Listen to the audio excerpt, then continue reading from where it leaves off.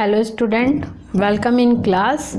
Last video में हमने cover कर लिया था पाषाण काल। आज हम दिखेंगे ताम्र पाषाण काल। ठीक है, ताम्र पाषाण काल से ये छोटा सा टॉपिक है, इससे थोड़े यानी कि कभी कभी क्वेश्चन पूछते हैं, कभी नहीं पूछते, लेकिन हमें कोई भी टॉपिक मिस नहीं करना चाहिए, हमें अपनी पूरी तैयारी करनी ज़रूरी है। ठीक है, तो हम ताम्र पाषाण काल में देखते हैं कि ये इसे ताम्र पाषाण काल क्यों कहा जाता है, क्योंकि धातुओं में सबसे पहले कौन सा धातु देखने को मिला है? तांबा मिला है। तो धातु में सबसे पहले तांबे का उपयोग किया गया था, इसलिए इस काल को क्या क्या किया है? ताम्र पाषाण काल। ताम्र पाषाण से मतलब क्या होगा? जैसे पत्थर एवं तांबे के उपयोग किया गया है। ठीक है, भारत में ताम्र पाषाण युग की बस्तियां हमें कहाँ कहाँ से प्राप्त होती है वो देख लेते हैं। दक्षिण पूर्वी राजस्थान, पश्चिमी मध्य प्रदेश, पश्चिमी महाराष्ट्र और दक्षिण पूर्वी भारत से। अब इसको डिटेल में हम देखते हैं जगह को। जो पहले हमने देखा दक्षिण पूर्वी राजस्थान। दक्षिण पूर्वी राजस्थान में भी दो जगह है, आहाड़ और गिलुंद। आहाड़ में क्या प्राप्त हुआ है? आहाड़ का प्राचीन नाम ही ताम्बवती अर्थात तांबा वाली जगह है, इसलिए इसको क्या कहा गया है? ताम्र पाषाण काल की जगह कहा गया है आहाड़ को। और गिलुंद में क्या मिला है? यहाँ तांबे के टुकड़े मिले हैं गिलुंद में। ठीक है, अभी आहाड़, गिलुंद ये सब नाम पहली बार सुने होंगे, राजस्थान का जाना पहचाना नाम नहीं लग रहा है, तो इसको कैसे याद रखते हैं हम? देखो, राजस्थान मतलब राजाओं लोगों का स्थान, तो राजा पहाड़ से गिरा, राजा आहाड़ मतलब पहाड़, गिलुंद मतलब गिरा, ऐसा पढ़ लेते। ठीक है, तो राजा पहाड़ से गिरा, और ये दो जगह जो है वो इसको कौन सी संस्कृति कहा गया है? इसे कहा गया है बनास संस्कृति। तो अब राजा पहाड़ से गिरा, किससे गिरा, किस कारण गिरा? वो बनाना के छिलके के कारण। अब बनास को भी हमने यहाँ पे लिंक कर लिया है बनाना बना के। ठीक, तो ये हो गया हमारा राजस्थान का, दक्षिण पूर्वी राजस्थान जगह से हमें कैसे क्या प्राप्त हुआ है। अब नेक्स्ट है हमारा पश्चिमी मध्य प्रदेश। पश्चिमी मध्य प्रदेश में हम क्या देखेंगे? पहला मालवा, कायथा, एरंड और नवदा टोली। तो मालवा में हम क्या देखेंगे? मालवा में मालवा संस्कृति अपने मृत भांडों की उत्कृष्टता के लिए जानी जाती है। मालवा संस्कृति किस लिए जानी जाती है? मृत भांडों के लिए, मतलब मिट्टी के बर्तनों के लिए। मालवा मिट्टी के बर्तन बनाएंगे और उसमें बहुत ढेर सारा माल भर के रखेंगे, ऐसा। कायथा, यहाँ एक घर में तांबे के 29 कंगन और 2 अद्वितीय ढंग की कुल्हाड़ियाँ प्राप्त हुई है। तो कायथा को कैसे याद करेंगे हम? कायथा में देखो, क से कंगन, क से कायथा और क से कुल्हाड़ी, क ये पूरा क आ रहा है। और कार्य किससे करते हैं? हाथ से करते हैं। हाथ में क्या पहने हैं? कंगन, और हाथ में क्या है? कुल्हाड़ी, ऐसे याद कर सकते हैं हम। कार्य किससे करते हैं? हाथों से, और हाथों में क्या है? कंगन भी है और कुल्हाड़ी भी है।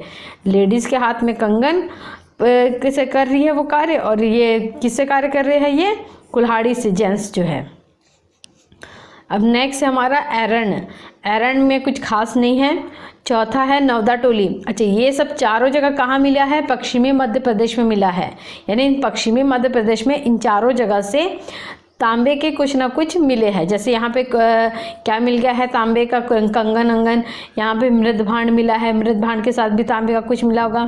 और नवदा टोली में क्या है? ये नवदा टोली भी एक ताम्र पाषाणिक पुरा स्थल है, जो कहाँ पर स्थित है? इंदौर के निकट स्थित है। अच्छा, नवदा टोली के जो उत्खनन करता है वो कौन है? HD संघ कालिया। अब इसको कैसे याद रखेंगे? लास्ट में देखो कुछ कालिया टाइप का प्रोनाउंस हो रहा है, इसको ऐसा कुछ याद कर लेते हैं हम, कालिया लोगों की टोली, ऐसा कुछ। इसको एकदम सीरियस नहीं लेना नाम, यानी कि उत्खनन करता है, ये हमारे लिए एक आदरणीय पर्सन है, लेकिन हमें ये सिर्फ क्या है कि लिंक कर रहे हैं हमें याद रखने के लिए। ठीक है, नेक्स्ट है हमारा पश्चिमी महाराष्ट्र। पश्चिमी महाराष्ट्र में क्या आएगा? अहमदनगर के ज़िले आएंगे और पुणे ज़िले आएंगे। तो अहमदनगर के ज़िले में भी कौन सा है? जोरवे, नेवासा और दैमाबाद। ठीक, ये कहाँ पे आएंगे सब? ये महाराष्ट्र में आएंगे। महाराष्ट्र में सबसे बड़ा जगह कौन सा आ गया? दैमाबाद। अच्छा, पुणे ज़िले में हम देखेंगे चंदोली, सोनगांव, इनामगांव, प्रकाश और नासिक। ये सब कहाँ पे पड़ेंगे? ये सब पुणे में पड़ेगा। और बाकी पुरातत्व ये सभी पूरा स्थल जोरवे संस्कृति के अंतर्गत आता है। अच्छा, ये जो आ रहा है वो कौन सी संस्कृति के अंदर आ रहा है? ये जोरवे। और हमने यहाँ पे जो पढ़ा था राजस्थान वाले, इसमें ये कौन सी संस्कृति थी? ये बनास संस्कृति थी। और ये कौन सी संस्कृति है? जोरवे संस्कृति। और जो पश्चिमी मध्य प्रदेश के समय कौन सी संस्कृति होगी? मालवा और कायथा, ये दो संस्कृति होगी। और महाराष्ट्र के इसमें कौन सी संस्कृति हम देख रहे हैं? जोरवे संस्कृति। अच्छा, नेवासा से और क्या प्राप्त हुआ है? पटसन के साक्ष्य, मतलब वही पटसन मतलब सूती वस्त्र टाइप का गई है, जो हमने लास्ट पाषाण काल में भी देखा था। तो नेवासा से पटसन के साक्ष्य मिले हैं। और इनाम गांव से क्या मिला है? चूल्हों सहित बड़ी बड़ी कच्ची मिट्टियों के मकान मिले हैं। और इसमें 5 कमरों वाला मकान भी मिला है, जिसमें से एक कमरा कैसा है? गोलाकार शेप का है।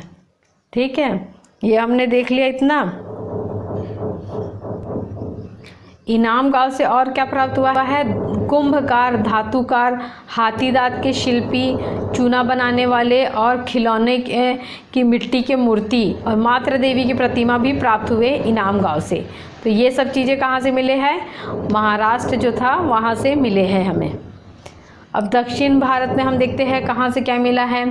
ब्रह्मगिरी, पिकलहर, संगलकल्लू, मस्की, हल्लूर, ये सब जगह से हमें क्या मिला है? ताम्रपाषाण युग की बस्तियाँ मिली। ये सब कहाँ? कर्नाटक में ही है। ब्रह्मगिरी, मस्की, ये सब कहाँ मिलेगा हमें? कर्नाटक में मिलेगा।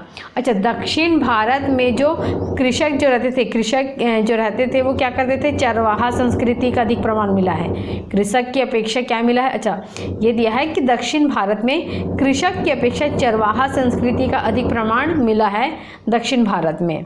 और मैंने क्या क्या बताया था? संस्कृति को कायथा संस्कृति, मालवा संस्कृति, जोरवे संस्कृति, इसमें एक और हम जोड़ देते हैं बनास संस्कृति। ठीक, और क्या देखा है ताम्रपाषाण युग के लोगों में? कि ये लोग जो थे मवेशी तो पालते थे लेकिन खेती भी करते थे। और किस किस को पालते थे? गाय, भेड़, बकरी, भैंस और हिरण का शिकार करते थे। ऊँट का भी अवशेष प्राप्त हुआ है। मुख्य अनाज में क्या है? गेहूँ, चावल, बाजरा, ये सब की खेती करते थे। इसको कैसे हम ट्रिक बनाए हैं? गेहूँ, चावल, बाजरा का बगीचा। ब से बाजरा, ग से गेहूँ, च से चावल। तो ये यहाँ पे हमारा ताम्रपाषाण काल के साक्ष्य जो प्राप्त हुए हैं कहाँ कहाँ से, ये हमने देख लिया है। अब हम इसमें स्टार्ट करेंगे सिंधु घाटी की सभ्यता। ये हमारा बहुत इंपॉर्टेंट टॉपिक है, सिंधु घाटी की सभ्यता।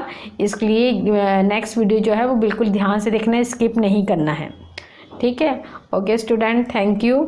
मेरे चैनल को सब्सक्राइब कीजिए, लाइक कीजिए और नेक्स्ट वीडियो के लिए बेल आइकन को क्लिक करिए। Okay, thank you.